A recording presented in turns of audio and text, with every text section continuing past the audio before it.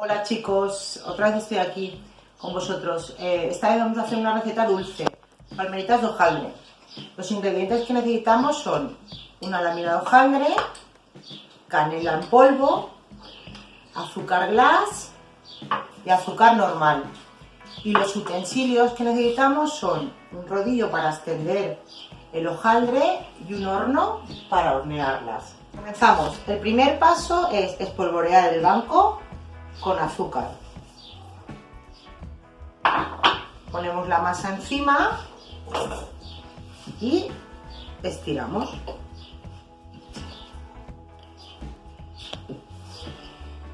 Cuando ya lo tenemos estirado, ponemos azúcar normal, azúcar glass y canela.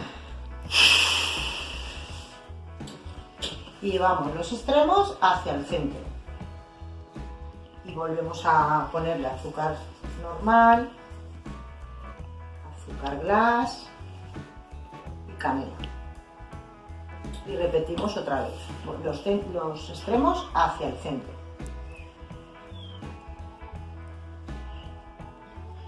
Y otra vez un poquito de azúcar, canela y azúcar glass.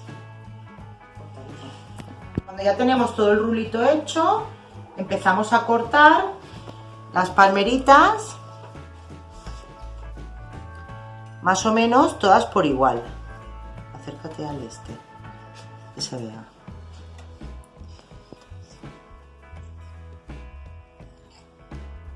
Cuando ya las tenemos todas cortadas, ¿vale? Se nos quedan así como una especie de corazoncitos, que son las palmeras, y las vamos colocando aquí. En la bandeja del horno.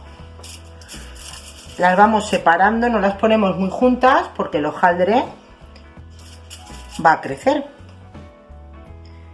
Una vez que ya tenemos el horno precalentado, metemos nuestras palmeritas dentro del horno.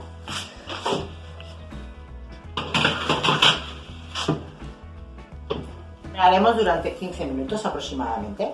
Ocurrido el tiempo, las sacamos del horno. Y este es nuestro resultado.